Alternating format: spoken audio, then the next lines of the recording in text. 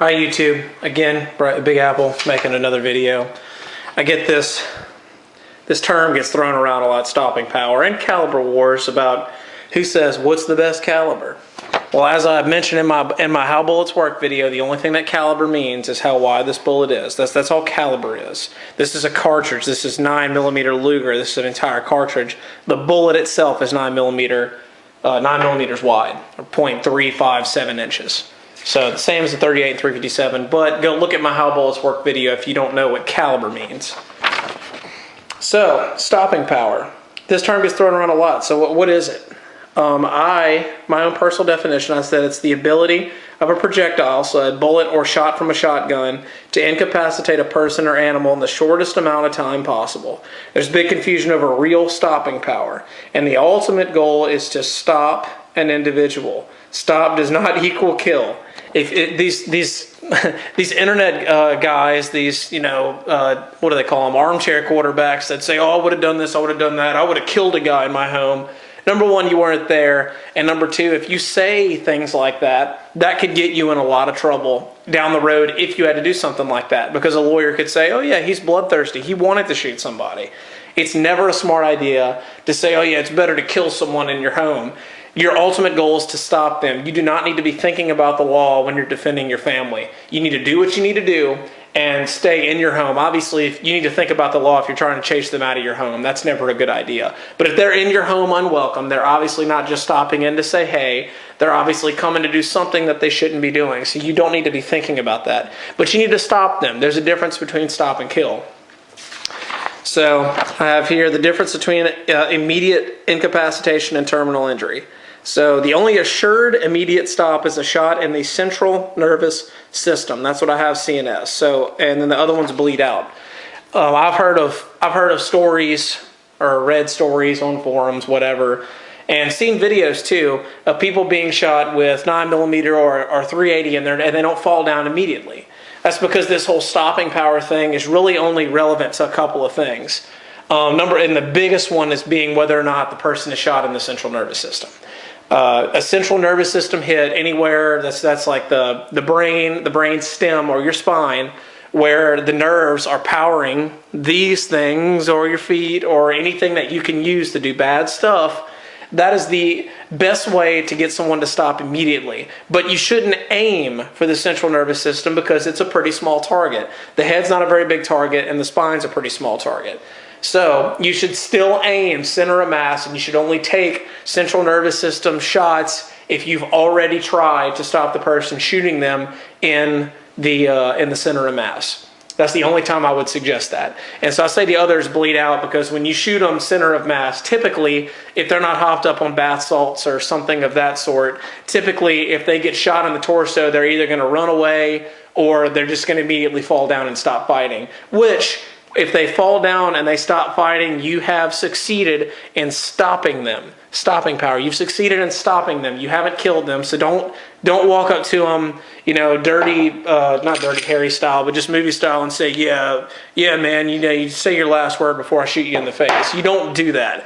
You're not allowed to go do that. You're not allowed to play Hollywood. If you stop them, you have succeeded in doing what you want to do. You stop them. So I have that shotguns and carbines are the best help for home defense because stopping power has more validity here. A 30-06 versus a 5.56, a 30-06 has about 2 times more muzzle energy generated. And so you should also reference my How Bullets Work video. All right, the reason I say shotgun shells is because obviously this head has about this much powder in here, which is a lot, and it's pretty wide. A lot of powder, and it's slinging out this much shot. I think it's like an ounce of shot. I'm not sure the exact weight, but it has 15 .36 caliber pellets in it. This is double-aught bug, 3-inch Magnum double-aught bug. Okay, compare that to 9mm. Just look at them. Which one do you think has more stopping power? Okay, the term muzzle energy is real. That's why I don't think it deserves quotes. Muzzle energy is a real thing. Stopping power, kind of debated, not really a real thing. So that shotgun shell slinging out that much shot at probably a rate of speed quicker than this 9mm. I think it leaves leaves like an 18-inch barrel around 13, 14, 1,200 feet a second, somewhere in that range. Whereas this little small 124 grain bullet leaves a short barrel probably somewhere in the neighborhood of 1,100 feet a second. So you're carrying more shot, so a heavier payload faster than this one. Obviously, this one's going to have more stopping power because it's putting so much energy into your target. So shooting someone center of mass with a shotgun shell, so a 12 gauge or even a 20 gauge is pretty effective too, versus a 9mm, the chances of you stopping them are greater with this one. And you also retain the points of contact, like I said in my first gun video. So that's another reason why I would pick this as a home defense gun. You have a better chance of hitting them, and you have a better chance of stopping them with this than you do with this. Although with this you get 16 more chances of one of these, but I'll get there. So I also have that carbines are good for home defense too. The same thing. A 5.56 only slings out like a 50 to 60 grain bullet, depending on most of the self-defense rounds in 5.56 are like that. So it slings out a smaller bullet, but it's slinging it out very quickly. This one only has this much powder, whereas like a 223 has about that much powder. It's a longer case, so it's going to sling out the bullet quicker. So even though the bullet weighs less, it's going to carry more energy into the target because it's moving faster. There is some equation to determine muzzle energy. I didn't type it out here, but there is a way for you to determine actual muzzle energy, and that's a decent indicator of how the whole caliber wars thing is debated. So let's say next here, every caliber has its own pros and cons. So 9mm equals 40 Smith & Wesson equals 45 ACP with proper ammo. So if you're choosing the right jacketed hollow point, you can put yourself at an advantage over any of these calibers, and then it just becomes personal preference. There's a lot of people that trust this. This has probably taken a lot of lives over history, and that's why it's my and one reason why it's my concealed carry option is because it's capable. Comparing it to this 40 caliber gold dot, these are both gold dots by the way. Comparing it to this 40 caliber gold dot, obviously the 40 caliber one is a millimeter wider. It's 10mm or 0.4 inches. That's what the caliber is, and it has a little bit more powder behind it, sure, but if you get the right loading for 9mm and 40 caliber, they can be about on par with each other. And I don't have a 45 bullet here to demonstrate, but 45 is the same way. It's really heavy and it's pretty slow, so that makes it about equal to this one right here, depending on what ammo you buy. Do your research on hollow points. As basic as ballistics gel videos are, they do at least show you what some of the rounds do. So I would suggest looking at some ballistic videos before you choose your carry load. I happen to like Spear gold dots a lot, but I also have golden sabers in this one and some other ones. Just do your research. And then I have 22 long rifle, not recommended for self-defense. Someone always says, "Yeah, I'm going to get my wife a gun. I want to get her a Ruger SR22, or I want to get her a Mark III, or I want to get her a Walther P22." I do not recommend 22 long rifle for self-defense for a couple of reasons. Number one, why go and get something that small and incapable when you can get something like this that still doesn't have a lot of recoil and is actually more capable and has better muzzle energy, or the so-called stopping power? Why would you get 22? Why would you put it that big of a disadvantage? Understandably, 22 does have less recoil than 9mm, but another big downside of 22, besides the fact that it's small and slow, is that it's a rimfire cartridge. It is not a centerfire cartridge.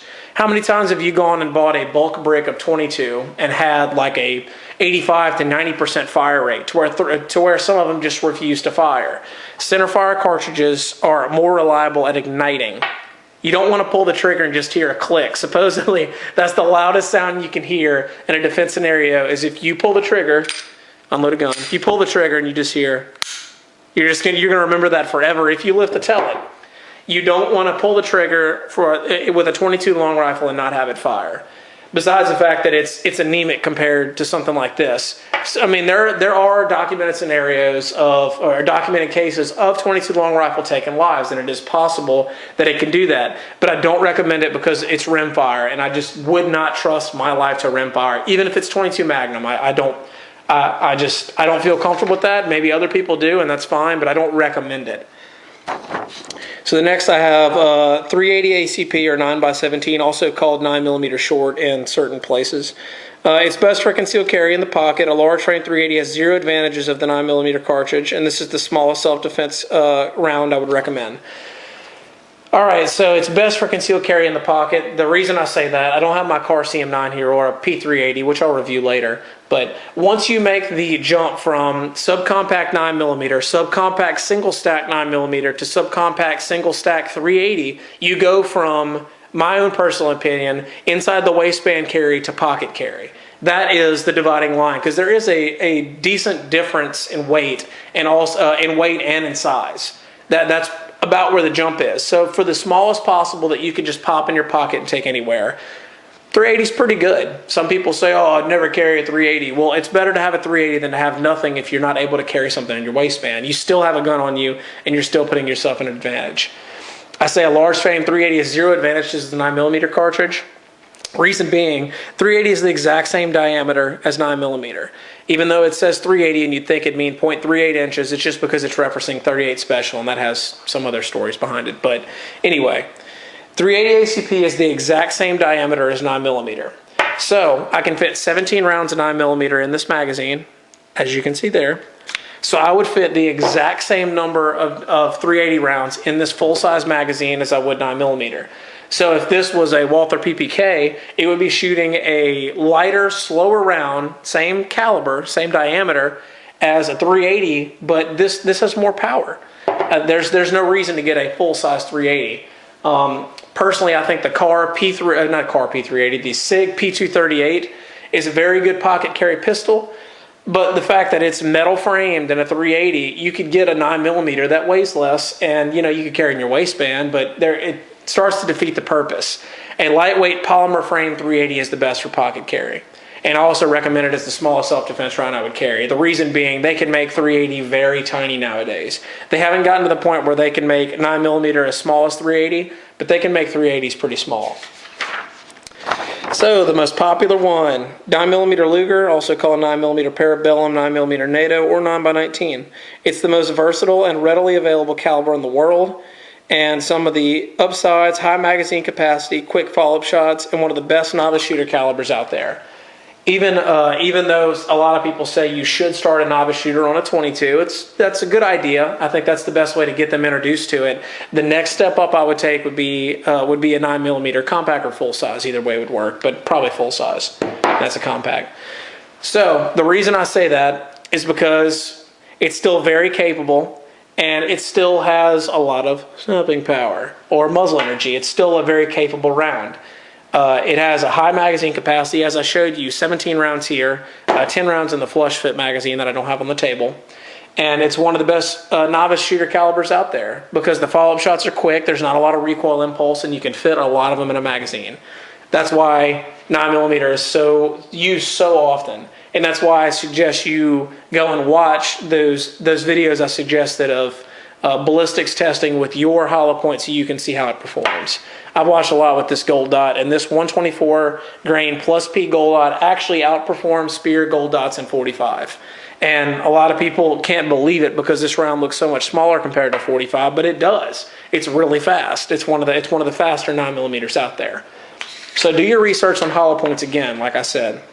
Brass Fetcher is a really good channel, and that's where I get most of my data from. Him and TN Outdoors 9 do some really good ballistic testing. So the next one is 40 Smith & Wesson, 10mm short or 10mm light, which is pretty much how it started out as. The mythical middle ground bridge to 9mm and 40. If you see a little shaking at this point, it's because I had to swap the camera in my, the battery in my camera, so just disregard that. I'll start where I left off. I left off at 40 Smith & Wesson. So 10mm short / 10mm light, this is one of the reasons it was created, and I'll get to that. So this is the mythical middle ground bridge to the 9mm and 45. It was originally created with 9mm and 45, had antiquated powder technology. It's the famous Miami shootout. So when they wanted more stopping power, when powder technology wasn't what it is now, they saw the 10mm auto cartridge as a very capable cartridge with good stopping power, as suggested. So they thought, well, why don't we make a round that'll fit in a short action, in a short action gun that has a little bit less and a little bit less power than 10 millimeter, but still good. So what they came up with was 40 Smith & Wesson. They cut some of the 10 millimeter off to make it the same, about the same length as a 9 millimeter, as you can see right here. So that's how it came to be. And there's the famous Miami shootout. They had a shootout where some of the guys had shotguns and rifles and stuff, and they wanted to be able to take them down quicker. So that's how it was created. It's a high pressure round, and high pressure rounds like 357 SIG, 40 Smith & Wesson, and I forget maybe some others, but those rounds all share these same capabilities. It increases the slide speed, and that leads to snappier recoil, and it's harder on internal parts. So shooting a 40 caliber one 10,000 times is different than shooting a 9 millimeter gun 10,000 times. They're going to have different signs of wear and tear after shooting it for so long. But, you know, it still has really good capacity. You can get some full-size ones that'll hold 15 rounds. Like I suggest the best 40 out there is the Smith & Wesson M&P because it's built around the caliber. There are very few guns that were built around 40 Smith & Wesson. This Beretta 96 right here, if you go and watch my video, you'll see the original upper on this one was 9 millimeter. This gun was originally created as a 9 millimeter. They had to upsize it for 40. As opposed to the M&P, which was created for 40 and then downsized to 9 millimeter. The same thing with the Glock. It was created in 9 millimeter, or maybe not created in 9 millimeter, but that was one of the original ones. And they had to upsize the 9 millimeter to stuff into 40. Other ones like this, the Ruger SR40C is a little bit bulkier than this one. I don't have it to compare side by side, but it actually was built around 40 caliber also. They made sure that the gun would be able to withstand it after so long, etc. But then also any 1911s that you see in 40 Smith & Wesson, that's not the original caliber of the Smith & Wesson, I mean not Smith & Wesson, of the 1911 platform. The 1911 platform was 45 auto, as you can see right there. That was the original one. So they actually did downsize it for 40, but it wasn't designed around a cartridge, so it's not going to be optimal for that gun. The best 40 caliber out there is the Smith & Wesson M&P 40. If you want to get a 40 caliber, I would recommend that one. And then last, the good old 45 ACP.